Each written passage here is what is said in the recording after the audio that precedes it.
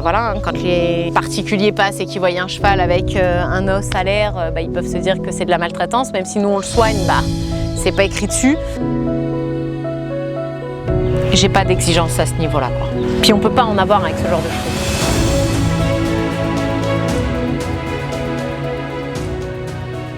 Quand je me suis mise avec mon compagnon, donc j'ai fait connaissance donc de sa famille. Et en fait, son père est un ancien marchand, donc mon beau-père. Donc il a une connaissance, voilà, ils se connaissent tous dans ce milieu-là. Hein. Les 3/4 des chevaux, je dirais, vraiment récupérés, les plus sauvages que j'ai pu récupérer, c'est par son biais à lui. Après, j'en trouve pas mal sur le Bon Coin, hein, parce que malheureusement, il y en a gros sur le Bon Coin aussi, de marchands, de particuliers, d'agriculteurs. Au départ, je vais commencer par beaucoup de travail en liberté. Donc en général, suivant le caractère des chevaux et le gabarit, on va monter un rond de longe mais en botte de paille.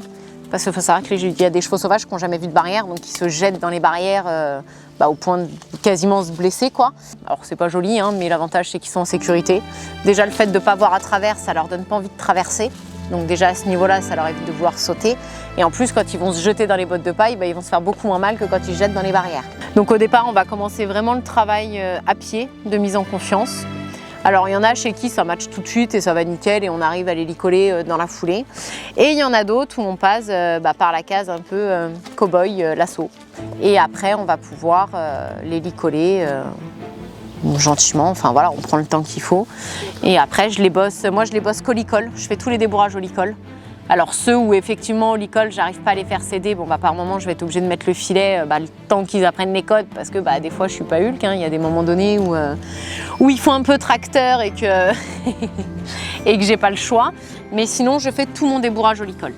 Que ce soit la mise de la selle, débourrer aux 3 allures en longe aux 2 mains, voilà, je fais vraiment tout mon débourrage au licol d'un bout à l'autre. Je les attache qu'en vraiment au dernier moment, quand vraiment tout est acquis. Moi, je fais déjà tout ce qui est pansage, prise des 4 pieds en liberté ou en les tenant au licol au milieu du rond de longe. Et quand vraiment ils sont à 100% en confiance et 100% OK avec ce qui les entoure et moi, là, effectivement, je commence à leur apprendre à tenir à la tâche gentiment dans une écurie, un anneau, un arbre, enfin tout ce qui me passe sous la main, quoi. Donc ça, c'est un lot que mon beau-père a récupéré l'année dernière. Donc c'était 4 étalons qui sont arrivés fortement accidentés. Ils sont passés à travers un camion, un plancher de camion, en fait. Donc ils étaient dans un état catastrophique, je dirais. Un en particulier. Donc moi, j'avais prévenu l'association qu'on avait ces chevaux-là à la maison parce que voilà, quand les particuliers passent et qu'ils voient un cheval avec un os à l'air, ils peuvent se dire que c'est de la maltraitance, même si nous on le soigne, c'est pas écrit dessus. Donc j'avais quand même prévenu une association et mon vétérinaire qui le suivait quotidiennement. Donc on a réussi à sauver les 4, même ce cheval-là, donc qui aujourd'hui va très bien. Donc on a eu à peu près 1 an de soins sur lui, donc soins purs pour le coup. Les 2 autres, je les ai pré-débourrés. On a réussi à les placer donc, dans un club pas très loin d'ici, enfin 1 heure et demie d'ici. J'ai des nouvelles, ils ont été castrés, ils sont montés voilà, très gentils, très bien. Et donc il restait le fameux Maximus. Maximus, à peu près 15 ans. J'ai jamais vraiment trop réussi à le comprendre, lui, pour le coup. J'y ai passé un peu plus de 6 mois, quotidiennement, à essayer plusieurs méthodes, plusieurs façons de faire. Et puis finalement, on peut dire que j'ai capitulé parce que c'est pas ce qu'il voulait et que le forcer pour l'avoir à ma main, c'était pas le but. On l'a gardé pour le mettre en tant qu'étalon, donc à l'élevage. Donc là, il est actuellement avec les juments de trait pour faire des bébés demi-trait l'année prochaine. Ma plus grosse remise en question, en tout cas, sur mes capacités ça a été lui.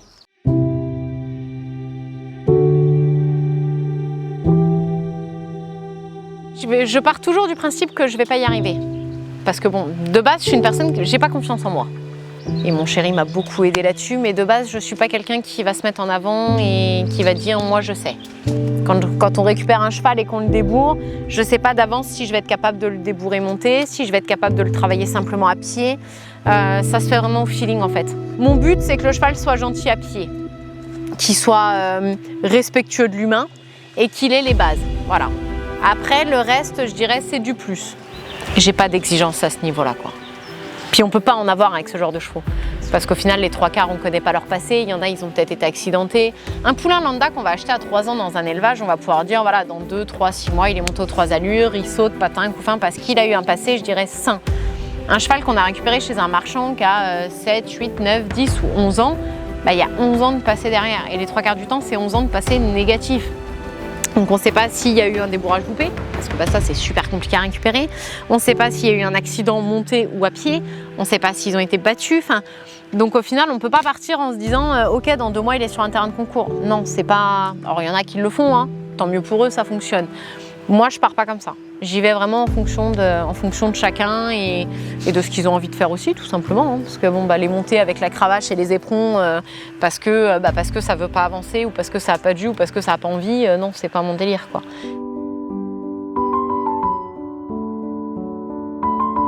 Bah, j'aurais les moyens, je les sauverais tous.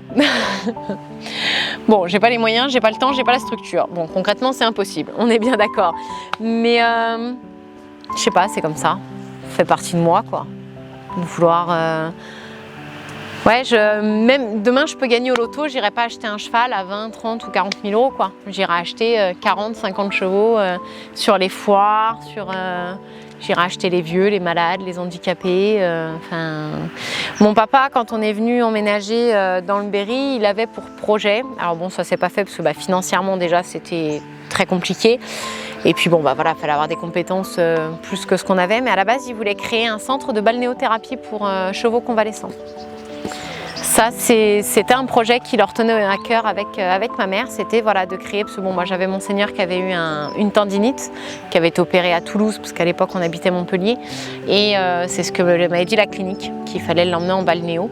Et du coup, on avait eu projet de ça. Après, c'est vrai que je pense que je peux me compter parmi les éleveuses chanceuses parce qu'on n'a pas eu de grosses catastrophes. Pour le moment, je vois qu'il y a quand même pas mal d'éleveurs voilà, qui ont pas mal de pertes, qui ont pas mal d'avortons, qui ont pas mal de juments vides, ce genre de choses. Je vais toucher de la peau de singe. Nous, pour le moment, c'est vrai qu'on est assez chanceux à ce niveau-là. Donc, on espère que ça dure. Mais voilà.